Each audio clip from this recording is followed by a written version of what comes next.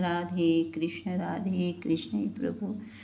अब आप देवशयनी एकादशी या पदम एकादशी इसे कहते हैं, इसे ध्यान पूर्वक सुने। धर्मराज युधिष्ठिर बोले कि हे भगवान, आषाढ़ मास के शुक्ल पक्ष की एकादशी का क्या नाम है और उस एकादशी को कौन से देवता की पूजा होती है तथा उनकी विधि क्या है, सो अब विस्तार पूर्वक कहिए। श्री कृष्ण भगवान बोले कि हे राजन, एक एकादशी नारद जी ने ब्रह्मा जी से यही प्रश्न पूछा था। तब ब्रह्मा जी बोले, नारद, तुमने कलियुगी जीवों के उद्धार के लिए सबसे उत्तम प्रश्न किया है, क्योंकि एकादशी का व्रत सब व्रतों से श्रेष्ठ है। इस व्रत को करने से समस्त पाप नष्ट हो जाते हैं। इस एकादशी का नाम पदम है। इसके व्रत करने से विष्णु भगवान प्रसन्न होते हैं। और यहाँ पर पौराणिक कथा कहता हूँ, ध्यान पूर्वक सुनो। सूर्यवंशी मंधाता का नाम का एक राजा था। वह सत्यवादी, महान, प्रतापी और चक्रवर्ती था। वह अपनी प्रजा को पुत्र की तरह पालन करता था। उसकी समस्त प्रजा धन धान्य से परिपूर्ण थी और सदैव सुख पूर्वक रहती थी। इसके राज्य में कभी अकाल नहीं पड़ता था। एक समय राजा के राज्य में 3 वर्ष तक न वर्षा हुई, जिससे राज्य में अकाल पड़ गया और प्रजा दुखी रहने लगी।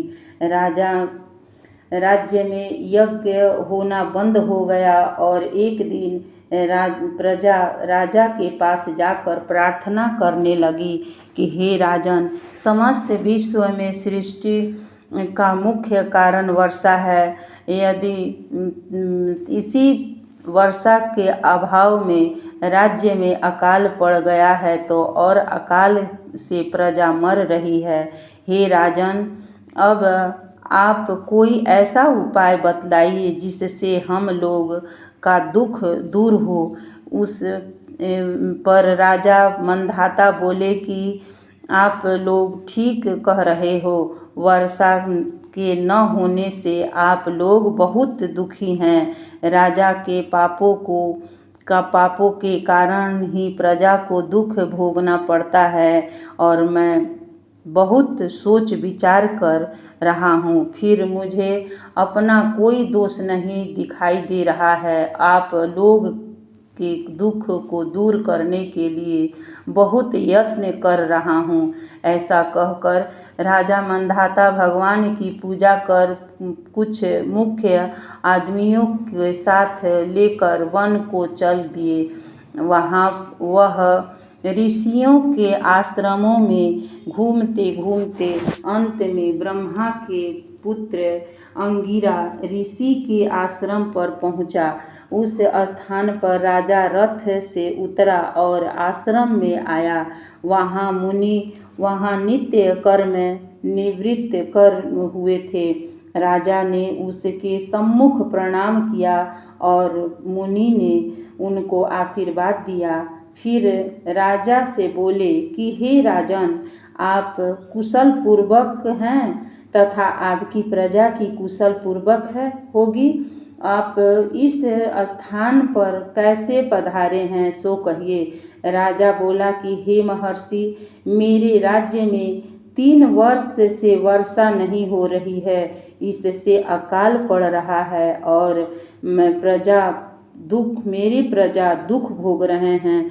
राजा के पापों के प्रभाव से ही प्रजा को कष्ट मिलता है, ऐसा शास्त्रों में लिखा है। मैं धर्मानुसार राज्य करता हूँ और फिर यह अकाल कैसे पड़ गया है, इसका मुझे अभी तक पता नहीं लग सका। अब मैं आपसे के पास इसी संदेह की निवृत्ति के लिए आया हूँ। आप कृपा कर मेरे इस संदेह को दूर कीजिए और प्रजा के कष्ट को दूर करने के लिए कोई उपाय बतलाइए। इस पर वह ऋषि बोले कि हे राजन, यह सतयुग सब युगों में श्रेष्ठ है। इससे धर्म के चारों चरण सम्मिलित है। इस युग में ब्राह्मणों को तपस्या करना तथा वेद पढ़ने का ही अधिकार है, परंतु आपके राज्य में एक शूद्र भी तपस्या कर रहा है। इसी दोष के कारण आपके राज्य में वर्षा नहीं हो रही है। यदि आप प्रजा का भला चाहते हैं तो इस शूद्र को मार डालिए। इस पर राजा बोले कि हे मुनीश्वर, मैं इस निरपराध तपस्या करने वाले शूद्र को नहीं मार सकता। आप इस दोष से छूटने का कोई अन्य उपाय बतलाइए।